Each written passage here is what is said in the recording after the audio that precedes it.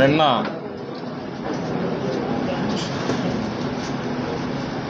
మాజీ ముఖ్యమంత్రి జగన్మోహన్ రెడ్డి గారు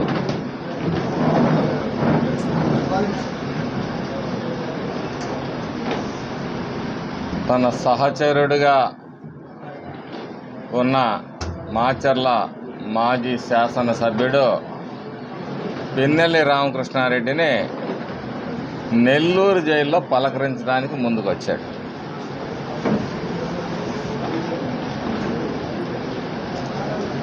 ఈ రాష్ట్రంలో ఆయన ముఖ్యమంత్రిగా ఉన్నప్పుడు మరి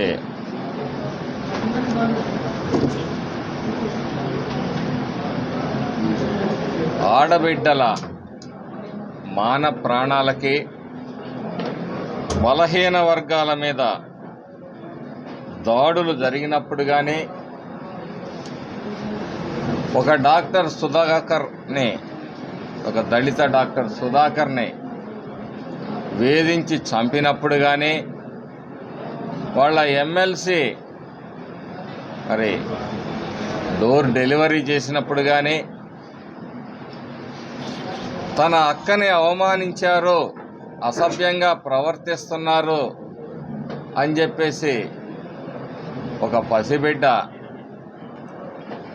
మరి భావోద్వేగంతో తన అక్కని కాపాడే ప్రయత్నం చేసినప్పుడు ఆ కుర్రాడు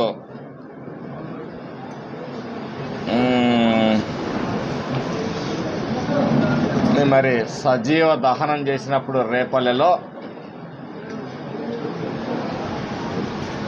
ఎప్పుడూ బయటికి రాలే మరి ఈ ముఖ్యమంత్రి గారు.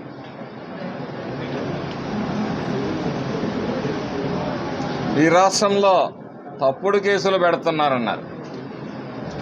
మా అచ్చెన్నాయుడు గారి దగ్గర నుంచి, అయ్యన్న పాత్రుడు గారి దగ్గర నుంచి, దేవినేని ఉమా గారు కావచ్చు, మరి ధూళిపాల నరేంద్ర గారు కావచ్చు, బోండా ఉమా గారు కావచ్చు, ఇలా అనేక మంది మీద చివరికి మా ముఖ్యమంత్రి గారు చేసిన నేరం ఏంటంటే, బలహీన వర్గాల ప్రజలు, చదువుకున్న బిడ్డలు,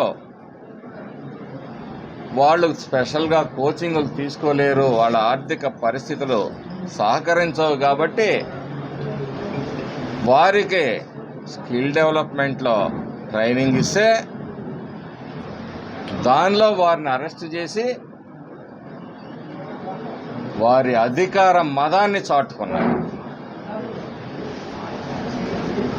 అప్పుడెప్పుడు ఈయన బయటికి రాలా. ఈరోజు ఒక నేరస్తుడిని కాపాడటానికి మాత్రం బయటకు వచ్చి శుద్ధులు సూక్తులు చెప్తా ఉన్నాడు, అభివృద్ధి పైన దృష్టి పెట్టమని చెప్తా ఉన్నాడు, హామీల గురించి మాట్లాడుతూ ఉన్నాడు.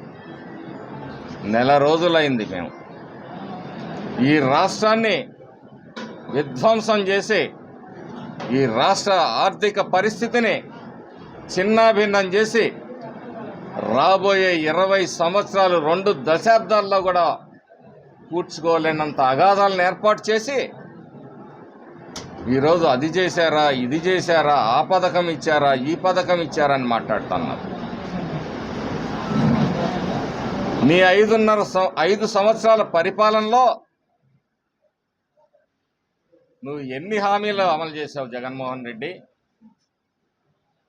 99% హామీలు అమలు చేశానంటాడు. నిస్సిగ్గుగా మరి అబద్ధాలు మాట్లాడటం, దానికి అబద్ధపు సాక్షి ఒకటి ఉంది, దానిలో ప్రచారం చేసుకోవటం పరిపాటి. మేము అడుగుతా ఉన్నాం, నువ్వు 99% హామీలు అమలు చేసావు కదా, ఆ 1% ఏదో సెలవు ఇవ్వండి, మేము కూడా తెలుసుకుంటాం, ఈ రాష్ట్ర ప్రజలు కూడా తెలుసుకుంటారు. నీతో శుద్ధులు చెప్పించుకునే స్థితిలో తెలుగుదేశం పార్టీ లేదు. ఈరోజు రాష్ట్రంలో అనేక కష్టాలు, బాధలు, కేసులు, సాధింపులు, వేధింపులు ఆర్థిక నష్టాలు అన్ని చవి చూసిన తెలుగుదేశం పార్టీ నాయకులు, కార్యకర్తలు మౌనంగా మా నాయకుడి ఆదేశం మేర మేము ఎక్కడా కూడా హింసను ప్రేరేపించకుండా ఉండబట్టే ఈరోజు ఈ రాష్ట్రం ఈ విధంగా ఉంది. లేకపోతే మీ వైసీపీ నాయకులందరూ ఈ రాష్ట్రం వదిలిపెట్టి పారిపోయే పరిస్థితి వచ్చిండేది. నువ్వు చేసిన విధానాలు మా పార్టీ నాయకుడు ఆదేశించుంటే. మీ వాళ్ళు ఈరోజు స్వేచ్ఛగా తిరుగుతున్నారంటే మా చంద్రబాబు నాయుడు గారి దయా భిక్షను గుర్తుపెట్టుకోండి.